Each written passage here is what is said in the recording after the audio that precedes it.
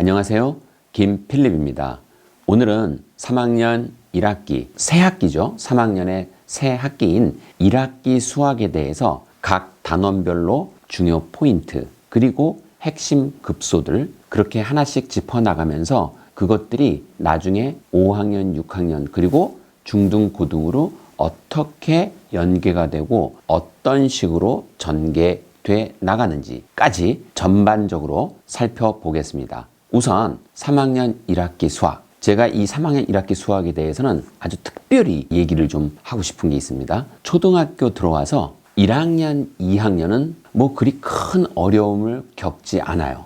보통 애들 다 따라갑니다. 왜냐하면 1학년, 2학년 때 배운다는 게 정말 기본 중에 기본, 베이직 중에 베이직을 배우니까. 그런데 본격적으로 수학이 어려워지는, 아니면 깊이가 조금씩 깊어지면서 다루는 것들이 넓어지는, 그러니까 다루는 가지수가 많아지는 그 본격적인 첫 시작이 3학년 1학기입니다. 한번 3학년 1학기 단원을 제가 한번 잠깐 말씀드려 볼게요. 1단원, 첫 번째 단원, 덧셈과 뺄셈. 당연히 더하기 빼기를 연습시키고, 그리고 또 더하기 빼기를 익숙하게 만드는 그런 곳이죠. 두 번째, 평면 도형. 자, 도형이 나옵니다. 그리고 세 번째, 나눗셈. 사실은 더하기 빼기만 다루다가 나눗셈이라는 걸 다루게 되죠. 그리고 네 번째 단원, 곱셈이란 단원. 한마디로 사칙 연산 중에 더하기 빼기 말고 그 넥스트 버전인 나눗셈과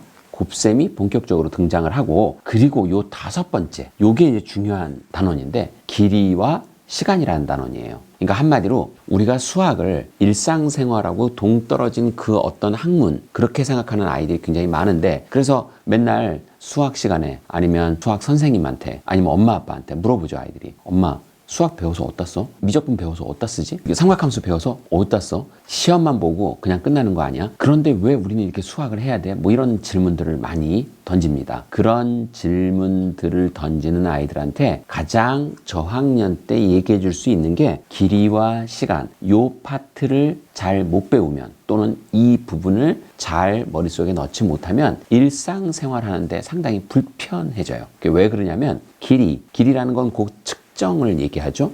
그래서 이 길이가 상당히 우리 일상생활에 많이 개입합니다.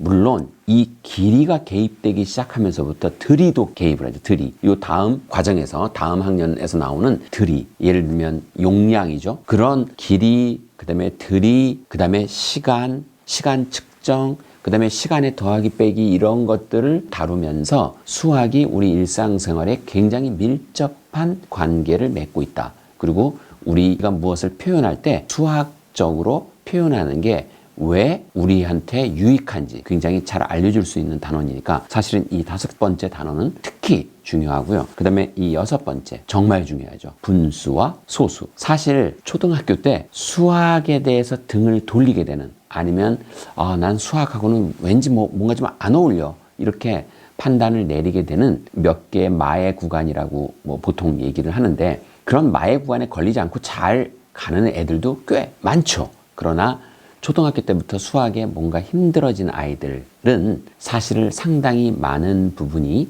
분수에서 기인합니다. 그리고 사실은 이 분수뿐 아니라 이어지는 소수, 어떤 딱딱 떨어지는 자연수 사이에 어떤 값을 표현하는 그러한 것들에 대해서 아이들이 굉장히 힘들어해요. 그래서 이 분수나 소수에서 아이들이 걸려 넘어지기 시작하고, 또 어떤 아이들은 도형에서 걸려 넘어지기 시작하고, 상당히 중요하나 조금은 어려운 그런 단원들에서 아이들이 발에 걸리기 시작합니다. 그 중에 가장 대표적인 단원이 이 분수와 소수입니다.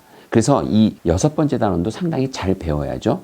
자, 그러면 다시 한번 제가 말씀드리지만, 아까 3학년 1학기 굉장히 중요하다고 말씀드렸죠. 지금 단원을 하나하나 제가 짚어나간 대로 3학년 1학기에 생각보다 많은 것들을 배웁니다. 그리고 많은 것의 시작을 배웁니다. 여기서 이제 점점 더 발전해 나가면 그게 중등, 고등으로 가는 그 가장 기본적인 베이스가 되는, 여기서 곱셈과 나눗셈, 분수와 소수, 그 다음에 도형, 그리고 길이와 시간 배우는 게 굉장히 많죠. 그래서 3학년 1학기는 정말 제대로 배워야 됩니다. 아무렇게나 쉽다고. 왜냐하면 이 과정이 사실은 어른들한테는 굉장히 쉬워요. 그러니까 어른들의 눈높이에서 딱 봤을 때 아니 길이와 시간 이게 왜 헷갈리지? 아니 분수? 아 이렇게 간단한 걸 왜 모르지? 소수? 아니 그냥 점만 찍고 밑으로 내려가면 10분의 1씩 줄어드는데 이걸 왜 못하지?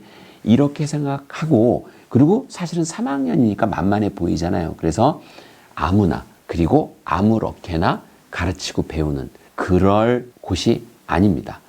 첫 번째 덧셈과 뺄셈 단원에서 중요 포인트만 딱 짚고 넘어가겠습니다. 중요 포인트는 뭐냐면 제가 늘 강조하는 거죠. 제 모든 영상, 초등에 관계된 영상에서 제가 항상 강조하는 아이한테 정말 기계적인 연산을 어마어마하게 시키면서 인간 계산기를 만들려고 절대로 하지 마라. 그러면 얘가 덧셈 뺄셈 하다가 승질이 나요. 그리고 나중에 곱셈 나눗셈까지 넘어가면서 연산에서 무언가 굉장히 수학에 대해서 굉장히 싫어지는 그러한 순간에 다다르게 되죠. 그래서 우리가 그런 것을 막아줘야 돼요. 그래서 그 가장 중요한 포인트는 뭐냐면 아이들을 인간 계산기로 만들려고 하지 말아라. 그리고 이건 제가 꼭 이 인간 계산기 얘기가 나오면서 꼭 세트로 제가 말씀을 드리는 내용인데 수학은 산수가 아니에요. 연산은 수학이 아닙니다. 그 수학의 한 도구예요. 그리고 우리가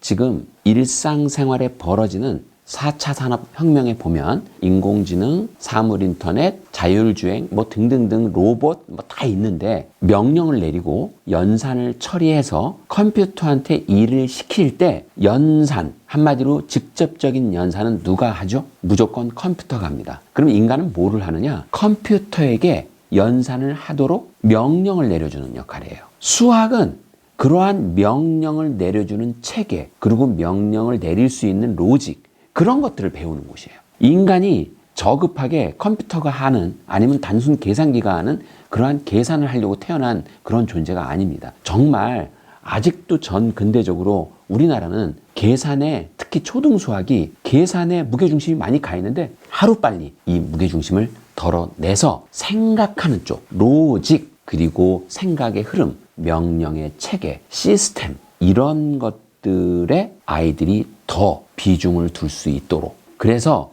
단순 계산은 컴퓨터나 계산기가 그리고 그 단순 계산들을 시키는 그리고 그 단순 계산과 복잡한 계산들을 통해서 무언가를 얻어내는 명령 그리고 그 체계 그리고 그 시스템들을 만드는 그러한 머리를 이 수학을 통해서 익혀 나가야 됩니다. 그리고 그런 쪽으로 우리가 포커스를 맞춰야 됩니다. 분명히 우리도 빨리 계산기를 갖고 시험장에 들어갈 수 있도록 시대의 흐름에 맞춰 또는 앞서 나가야 된다고 생각합니다. 이 단어는 그 부분이 가장 중요한 포인트여서 제가 다시 한번 강조를 드렸습니다. 두 번째, 평면 도형. 이 단원에서 드디어 선이 무엇이고 각이 무엇이고 그리고 직각 삼각형은 어떻게 생긴 것인지 직사각형 그리고 정사각형 뭐 이런 순서로 도형의 정말 기본 중에 기본을 배우는 그런 단원입니다. 그러니까 여기서 도형에서 쓰이는 기본적인 어떤 개념에 대한 용어를 배우는 거죠. 각이 무엇이고 선 무엇이고 직각 삼각형은 무엇을 의미하고 어떻게 직각이 될 때 직각 삼각형이라고 하는지 그리고 직사각형은 어떤 모양이고 정사각형은 어떤 모양인지 사실은 제가 지금 이렇게 한 몇 가지 도형에 대해서 얘기를 했을 때 이 영상을 보고 계신 학부모님들께서는 아유 너무 쉬운 것들만 나오네. 사실은 직각삼각형 그리고 뭐 정사각형, 직사각형 사실은 도형들 중에 가장 정말 베이직이면서 쉬운 도형들이잖아요. 그래서 여긴 굉장히 쉽구나 뭐 이렇게 생각하시는데 사실은 그런 부분들 그 용어 정리와 그 다음에 각 개념만 잘 짚으면 그렇게 어렵지 않습니다. 사실은 굉장히 잘 진행되는 그러한 단원이죠. 그런데 여기서 꽤 좀 힘이 들어가고 우리 아이가 수학을 좀 하는 것 같은데 이러면 이 기하에서 응용 심화나 실전 심화 또는 경시 문제를 파고들기 시작하면 여기서는 우리가 개념과 용어의 정리만 잘 되면 될 것을 그 잡스러운 기술이 들어가 있는 소위 말하는 경시형의 문제들. 뭐 그 중에서 좋은 문제는 몇 개 없죠, 사실은. 그리고 심화 문제. 뭐 심화 문제도 아시다시피 제가 심화 문제의 문제점에 대해서는 굉장히 강조를 많이 드렸으니까 여기서 다시 반복할 필요는 없을 것 같고요. 문제가 지저분해지고 그리고 잡스러워집니다. 잡기술이 들어가는 거죠. 그래서 도형을 잘 할 수 있는 애들이 그런 문제를 다루면서 갑자기 확 자신감이 떨어집니다. 그런 쓸데없는 욕심 때문에 아이가 잘 넘어갈 수 있는 단원을 괜히 걸려서 넘어지게 만들고 자신감을 잃게 만들고 그리고 트라우마로 남게 그렇게 하지 마시길 꼭 당부드리고 싶은 그러한 단원입니다. 이 단원에서는 용어만 잘 파악하면 됩니다. 사실은 이게 유클리드 기하학의 가장 기본 개념이거든요.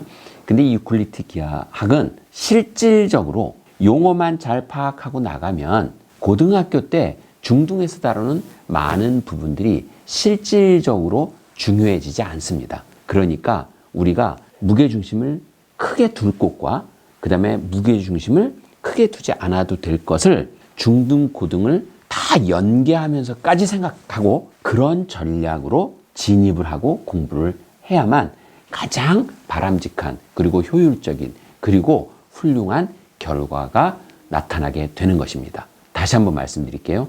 이 평면도형에서 괜히 거품 잔뜩 낀 그러한 문제들로 아이의 자신감을 뺏지 말아라. 이게 가장 중요한 포인트입니다. 세 번째, 나눗셈이라는 단원입니다. 아시다시피 사실은 어른들은 다 알고 있죠. 나눗셈은 곱셈하고 옷만 갈아입은 똑같은 식이다. 그러니까 동전의 앞, 뒤처럼 나눗셈과 곱셈은 같이 가는 거죠. 사실 우리가 구구단을 외울 때 9, 2, 18, 9, 3, 27을 하면 그 식 안에는 사실은 곱셈만 보이는 것 같지만 사실은 나눗셈까지 들어가 있는 거죠. 그래서 우리가 이걸 곱셈과 나눗셈의 관계까지 이 단원에서 아이들한테 개념을 넣어주려고 합니다. 그리고 그런 시도가 있어요. 예를 들면 나눗셈의 몫을 곱셈식에서부터 구해보는 것 또는 나눗셈의 몫을 구구단으로 찾아내는 것 등은 결국은 곱셈을 통해서 나눗셈을 이해하고 그리고 나눗셈을 통해서 곱셈식을 다시 찾아내는 이러한 한마디로 동전의 앞과 뒤 같은 개념을 가르치고 배우는 곳이죠. 그런데 여기서 아주 중요한 조심해야 되는 포인트가 있습니다. 원래 곱셈은 사실은 덧셈을 좀 더 쉽고 편안하게 하기 위해서 그렇게 도입된 걸로 아니면 그런 유용성으로 아이들한테 곱셈에 대한 기본 원리를 설명을 하죠. 가장 대표적으로 세 덩어리의 사탕, 세 개의 한 묶음인 사탕이 5묶음이 있으면 원래는 3 더하기 3 더하기 3 더하기 3 더하기 3, 3을 5번 더하는 건데 그렇게 하지 말고 그냥 3에다 5를 확 곱해버리면 바로 15개라는 그게 나오니 결국은 덧셈의 확장 개념이 곱셈이다. 이런 식으로 설명이 나오고 있고 또 그런 식으로 접근을 아이들한테 시키죠. 그렇다면 거꾸로 나눗셈은 뺄셈을 거듭해서 나눗셈의 몫을 구하는 이런 시도로 왜냐하면 곱셈이 덧셈을 통해서 곱셈을 접근하는 그러한 시도였다면 그리고 또 그러한 시도로 체계 그리고 가르침의 그러한 맥락이라면 같은 맥락으로 나눗셈은 뺄셈으로 아이들한테 설명해 주면 좋겠다. 아니면 뺄셈으로 접근시키면 좋겠다라는 시도들을 해요. 그런데 정말 안타깝게도 나눗셈을 뺄셈으로 접근을 한다? 이건 이상주의적 생각이고 현실은 그렇지 않습니다. 우리가 훌륭한 스승님 또는 훌륭한 선생님이 되려면 그 자격은 어때야 되냐면 남들은 다 그렇게 가르친다고 하고 그리고 책에 그렇게 가르치라고 나와 있어도 현실에 교실에서 아이들을 탁 가르쳐 보면 아이들이 브레이크가 탁 걸리고 아이들이 굉장히 힘들어하는 걸 느껴요. 그때 이게 현실에 아이들이 잘 받아들이기 힘들구나라는 걸 빨리 간파를 하고 그거를 바꿔줘야 됩니다. 그래서 이렇게 바꾸는 게 가장 제가 볼 때는 훌륭한 티칭이라고 생각합니다. 어떻게 해야 되냐면 나눗셈을 뺄셈으로부터 원리와 개념을 가져가려고 하지 말고 그냥 나눗셈은 곱셈으로부터 나눗셈이 유도되는, 아니면 곱셈으로부터 나눗셈이 유추되는, 그렇게 가르치고, 그 다음에 나눗셈이 어느 정도 잘 이루어지고 그리고 나눗셈이 머릿속에 잘 들어왔을 때 그때 살짝 반찬 정도로, 그러니까 메인 디쉬, 그러니까 주 요리 말고 반찬이나 아니면 부가적인 그러한 원리로 이 뺄셈이 어떻게 나눗셈하고 연계가 되는지를 알려주는 것이 사실상 현실적으로 가장 아이들한테 잘 접근이 되는 좋은 방법입니다. 따라서 이 세 번째 나눗셈에서는 특히 나눗셈을 뺄셈으로 접근하려고 하는 그러한 개념 접근이나 아니면 그러한 시도는 일단 나눗셈을 충분히 잘 하게 한 다음에 접근해라. 그 부분을 정말 특히 조심하고 유념해야 됩니다. 세 번째, 곱셈 단원입니다. 나눗셈 단원 마치고 바로 넘어오는 거죠. 여기서는 이제 단순 곱셈이 아니고 두 자릿수 곱셈, 그러니까 한마디로 자릿수가 늘어나는 곱셈, 그리고 조금 더 큰 수의 곱셈들까지 다루게 되는, 한마디로 곱셈이란 근본 원리를 배웠다면 이제 그것들로부터 계산을 어떻게 하는지를 본격적으로 확장시켜 나가는 그런 단원이에요. 당연히 여기도 또 계산기를 만들려고 어마어마한 연산 문제를 풀리고 그러면 안 됩니다.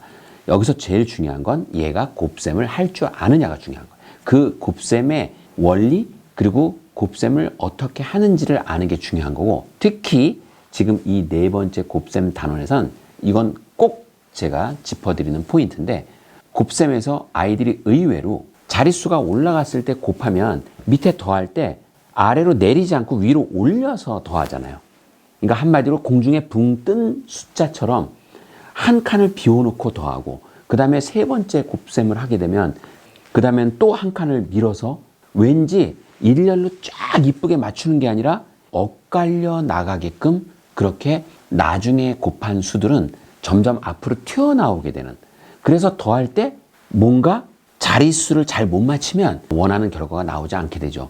여기서 제일 중요한 건 왜 1의 자릿수를 곱했을 때는 그냥 쓰는데 1의 자리와 10의 자릿수를 곱했을 때는 한 칸을 밀어서 써야 되고, 그 다음에 1의 자리와 100의 숫자를 곱했을 때는 왜 두 칸을 밀어서 써야 되는지, 바로 이 부분을 십진법의 원리로 아주 완벽하게 이해를 시켜줘야 돼요. 이 십진법의 원리는 제가 계속 제 영상, 특히 초등 관련된 영상에서 제가 강조를 하는데 그만큼 중요하니, 사실은 이 십진법이 완벽하게 머릿속에 들어오지 않으면 왜 곱하기 할 때 자꾸만 자릿수가 바뀌고, 왜 이게 헷갈려 죽겠는데 이거 왜 이렇게 하는지, 그리고 어떤 때는 비워놓고, 이런 거에 대해서 아이들이 굉장히 많이 힘들어하고 헤맵니다. 물론 많은 아이들이 그렇지는 않죠. 그러나 우리가 수학을 공부하는 이유가 수학 잘하는 애만 이끌고 가기 위해서 수학을 배우는 게 아니지 않습니까? 기본적으로 거의 모든 아이들이 수학이 왜 중요하고, 그리고 수학의 혜택을 받아야 되고, 그리고 수학적 사고를 키우기 위해서 다 배워야 되는 거잖아요. 그래서 수학은 어느 누구도 포기하지 않도록 이끌어줘야 되는 게, 그게 훌륭한 스승님의, 훌륭한 선생님의 자세라고 저는 보고, 그렇다면 이 곱셈에서 자릿숫자가 바뀌는 거에 대해서 아이들이 힘들어 한다면, 혹시라도, 그러면 반드시 십진법을 완벽하게 아이한테 이해를 시키고 접근을 해라. 그러면 아주 수월하게 한 번에 싹 머릿속에 들어옵니다. 그리고 다음엔 절대로 그거 갖고 아이들이 헤매지 않아요. 그러니까 이 네 번째 단원 곱셈에서는 사실은 곱셈이 중요한 것처럼 보여도 그 베이스를 파고 들어가면 결국은 십진법이다. 요것이 가장 중요한 포인트라는 걸 꼭 명심하면 좋겠습니다.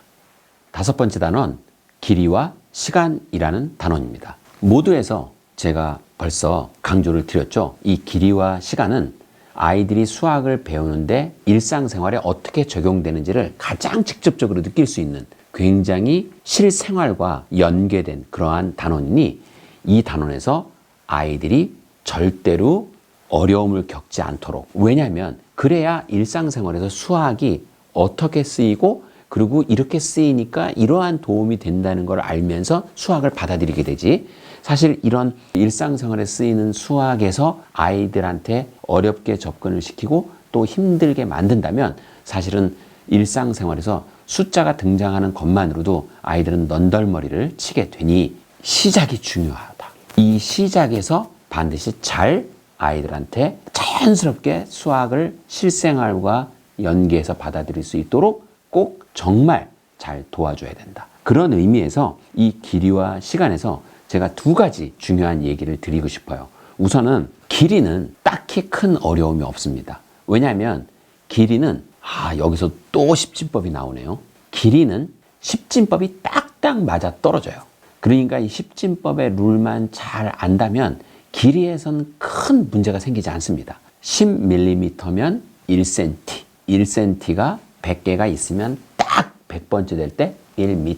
뭐 이런 식으로 정확하게 딱딱 맞아 떨어지기 때문에 이 길이는 더하기나 빼기 할 때도 아이들이 큰 어려움을 겪지 않습니다.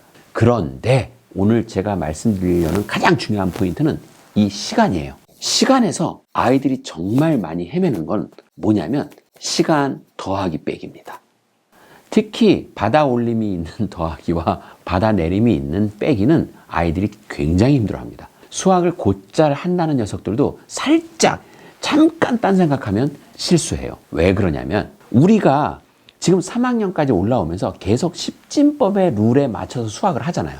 근데 갑자기 이놈의 시간에 오면 60진법으로 바뀌는 거예요. 12진법 아니면 60진법. 정확히 60진법이라고 딱 선언하는 건 아니지만 원리가 그렇다는 의미입니다. 왜냐하면 한번 생각해 보세요. 분이 몇 개가 있으면 시간이 될까요? 원래 10진법이라면 10분이 1시간이 돼야지. 무슨 말이냐면 단위가 하나 올라가야지. 그런데 시간에서는 분에서 시간으로 올라가는 단위, 그 단위의 측정이 60개가 이루어져야 된다는 거. 그러니까 분이 60개가 있어야 1시간으로 변환된다는 거. 그러니까 엄청 헷갈리고 애매한 거죠. 차라리 100분을 1시간으로 한다든지 아니면 10분을 1시간으로 하면 얼마나 더하기 빼기가 하기 좋겠어요. 근데 하필이면 시간만 60초가 돼야 1분으로 바뀌잖아. 10초가 1분이 아니고. 그러니까 그동안 십진법에 익숙해 왔던 아이들이 갑자기 여기 와서 아니 왜 10초가 1분이 아니고 60초가 1분이지? 뭐 이렇게 살짝 문제를 풀 때 착각하는 겁니다. 그래서 여기서 의외로 실수가 굉장히 많이 일어나요. 특히 수학 좀 한다는 애들도. 그때 등짝을 후려치면서 너 이 정신 나간 놈아 이렇게 하지 마시고 제발. 왜냐하면 어머님 아버님들도 실수하셨잖아요. 시간에서. 저도 실수했는데. 특히 받아 내림이 있는 빼기. 굉장히 아이들이 힘들어하죠. 그때 차분하게 60개가 모여서 그러니까 초가 60초가 모여서 1분이 되고 분이 60개가 모여서 1시간이 된다는 그래서 60 단위로 올라간다는 그거를 잘 알려주면 아이들이 낯설지만 결국은 해냅니다. 그리고 사실은 그거를 잘 못한다고 해서 애가 수학을 못하는 게 아니에요. 왜냐하면 특이하니까 십진법이 아니라 여기는 60개가 모여서 단위가 바뀌니까 그런 특이한 게 수학에서 얼마나 있어요. 그 잠깐 나오는 특이점에 아이가 헤맨다고 너는 수학을 넌 안 되겠어. 너는 정말 멍청해. 뭐 이런 식으로 아이를 몰고 가면 큰일 납니다. 그러니까 제발 여기서 실수하는 거를 너그럽게 봐주고 이 실수가 아이의 치명적인 수학의 어떤 문제라고 절대로 생각하지 않게 그렇게 엄마 그리고 엄마표 하는 분들 그리고 선생님들이 그렇게 마음을 다잡고 꾹 참고 아이한테 인내심을 보여주고 잘 해낼 수 있도록 북돋아 줘야 된다는 걸 그거를 꼭 강조드리고 싶습니다.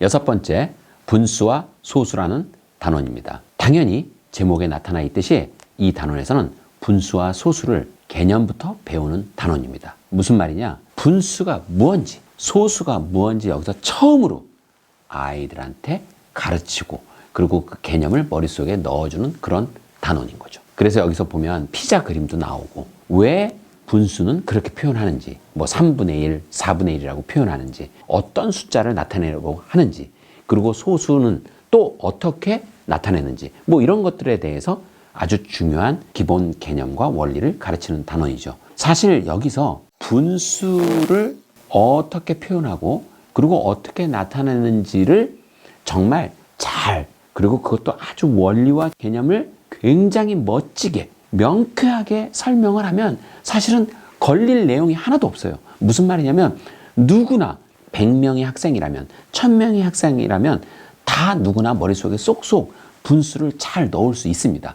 그런데 이 분수라는 단원을 정말 너무너무 안타깝게도 설명을 잘 못하거나 아니면 좀 어렵게 접근을 시키면 애들이 굉장히 헤맵니다.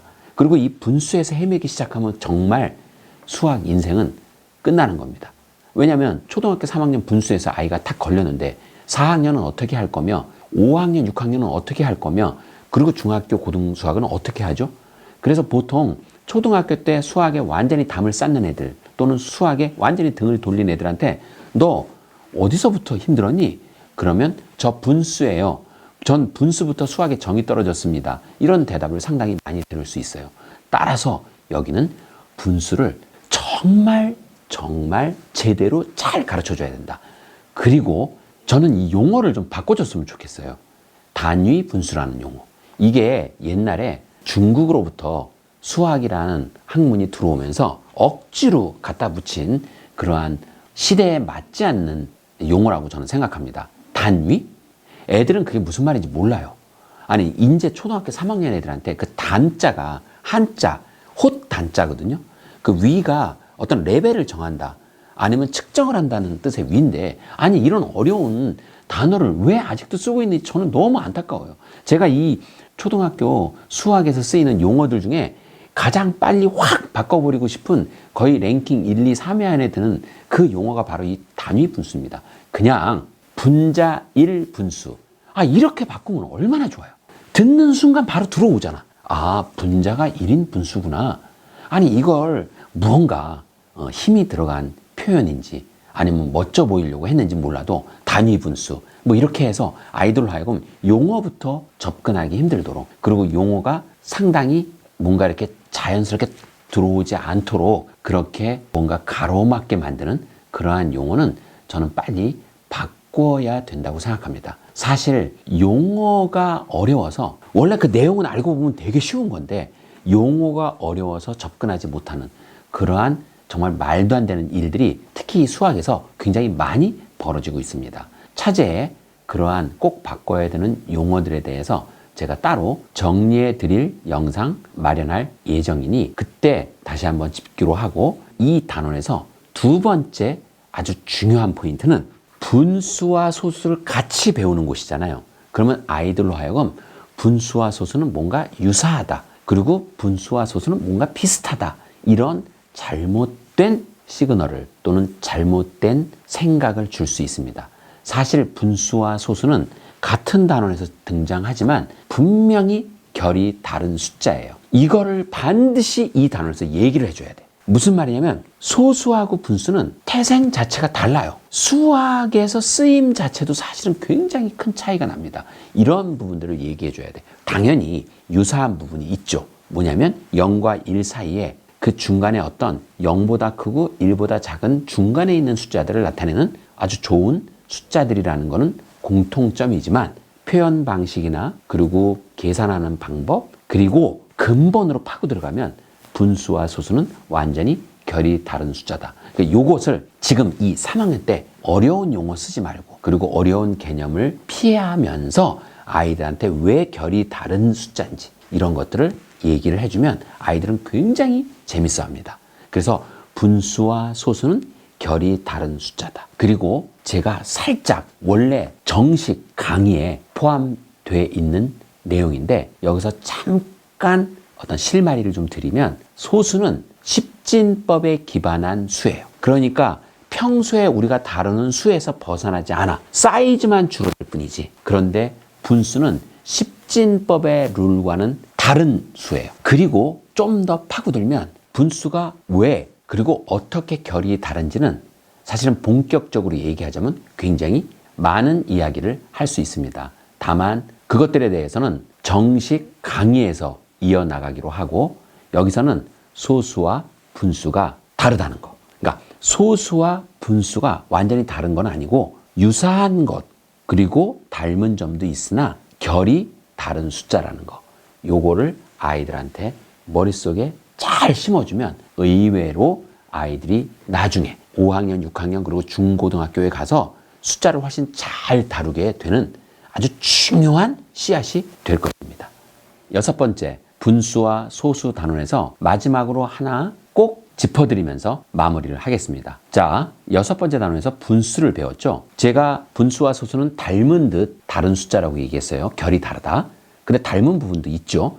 그런데 특히 분수는 소수보다 우리에게, 인류에게, 그리고 이 영상을 보는 학생들에게 너무너무 고마운 숫자예요. 이 분수는 정말 훌륭한 숫자고 이 분수의 역할이 큽니다. 그런 의미에서 우리는 분수를 어려운 수 아니면 개념을 이해하기 좀 힘든 수 이렇게 생각하지 말고 우리에게 너무 계산을 그리고 생각을 그리고 사고를 그리고 숫자의 시스템을 너무너무 편안하게 만들어준 참 고마운 수다. 이 부분을 꼭 아이들한테 얘기해 주고 싶어요. 그리고 분수가 왜 그렇게 고마운 숫자인지 그리고 얼마나 멋있는 그리고 훌륭한 도움이 되는 숫자인지는 정식으로 발매되는 강의를 통해서 말씀드리도록 하겠습니다. 오늘 제 영상 도움되셨다면 좋아요와 구독 그리고 알림 설정 부탁드립니다.